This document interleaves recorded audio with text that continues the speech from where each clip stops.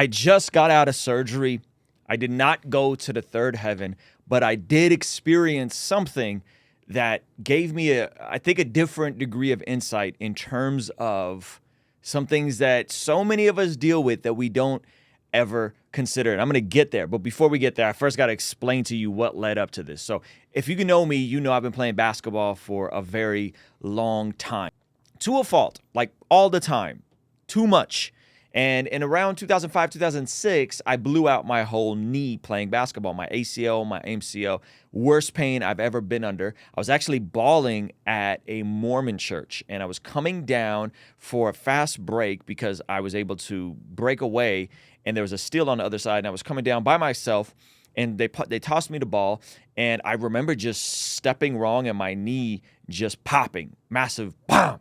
And I fell down, and it was very painful, and I yelled, and I was going to ask them to come over and lay hands and pray for me, and then I discovered that I was at a Mormon church, and I don't know if that it works that way. So I ended up toughing through, going home. We didn't have health insurance at the time. It took me a while. Finally got an MRI. Then I got better health insurance. Finally got the ACL, MCL fixed, and then slowly eased back into playing basketball. So 2019, had another surgery. And this time around, it was fairly simple. I was back to playing basketball within a month. Probably shouldn't have been playing basketball within a month, but I was back to playing basketball within a month, multiple times a week. And I was playing basketball multiple times a week.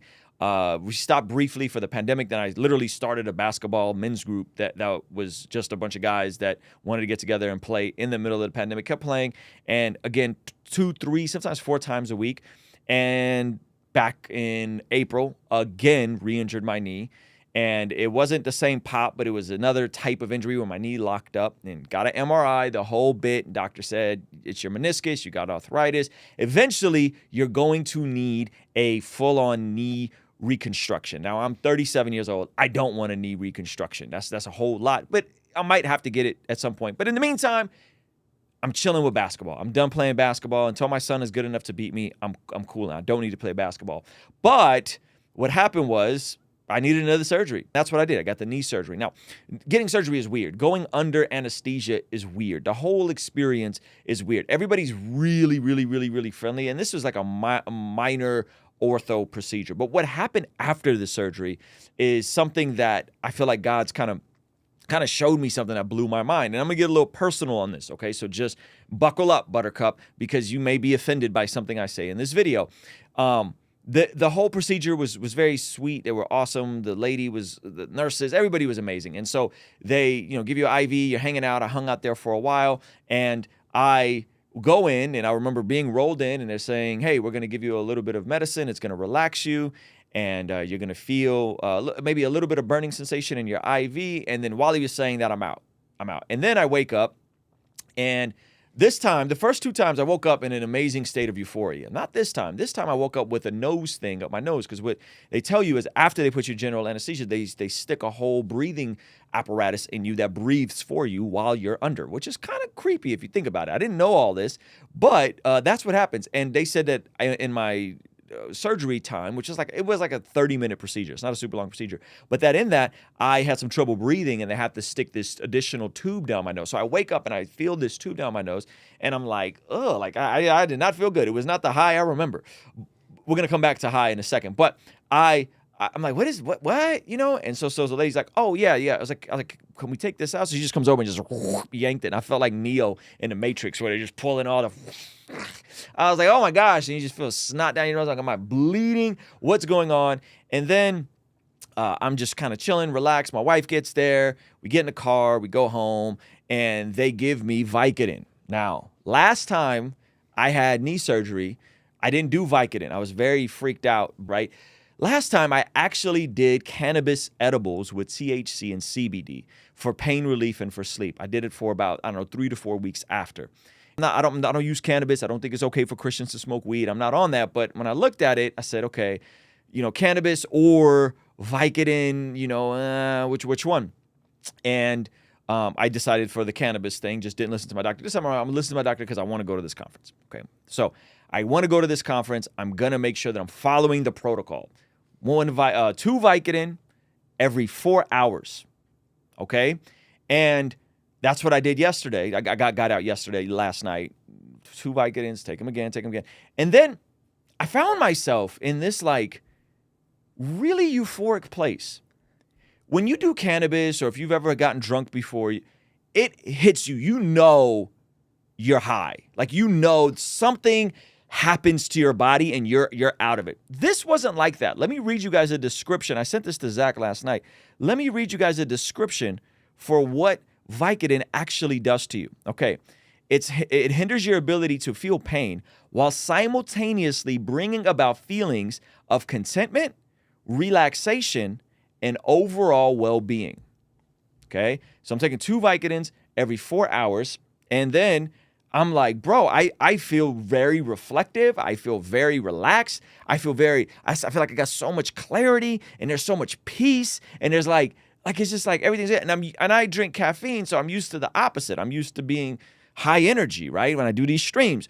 This wasn't like that. I didn't have any caffeine, so I'm just super duper relaxed, and I'm like very introspective, this whole thing.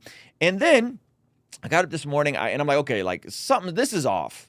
I feel weird because you don't know that you're high. You just know you feel different, and you know there's no pain. So I actually cut my own dose not listening to my doctor, cut my own dose. And it made me think about the macro issue of the opioid crisis, and then also an issue that many of us have that parallels. The macro issue of the opioid crisis, I'm not sure if you know, is that a lot of people who have falls, who go and need a surgery, who are elderly, will take Vicodin, will take these opioids, and before they know it, they're taking them for pain relief, but then the feeling is so subtle that they then become addicted to it. And what happens next is they can't get they can't get a prescription because it's a very small bottle they give you. They don't give you a whole lot.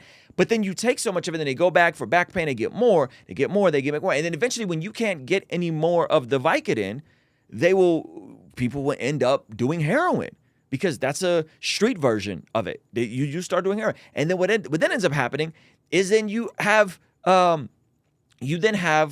people who start doing heroin and they can't get heroin anymore. And then the heroin starts getting laced with fentanyl. And so this is a direct correlation. Now, a lot of folks don't have the sober mind that I had. It's like, yo, I feel off. This ain't right. Something's wrong. I'm usually not this gleeful after surgery. I'm usually not this content about everything in my life. I'm not this, right? And it made me think about the macro issue of the opioid crisis, but then it also made me think about sin in general. And sin will always, always, always take you further than you ever planned to go. Sin will always creep up on you, and things you think are okay, and things you think that you weren't a big issue, that hey, the world's telling you this is fine. It'll always take you further than you wanted to go, and it'll always cost you more than you anticipated to spend and pay.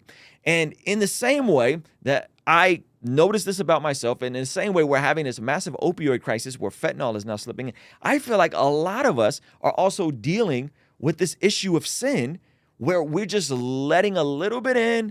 We're okay with it. It makes us feel good. It makes us not worry about our problems. It makes us relax. It's a coping mechanism, whether it's porn, whether it's lust of the eyes, alcohol, whether it's some of you guys might be actually on some type of pain medication, take popping pills, or worse. Maybe you've then moved on to heroin and you're doing all kinds of weird stuff.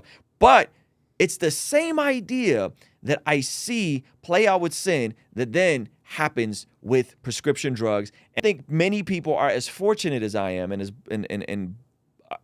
self-aware as I am this time around, to realize and notice those subtle signs where you feel a little too good about everything, and that's synthetic. You actually got some work to do. You actually got some sin to kill. You actually got some things to work on, but you're just completely comfortable with whatever is happening.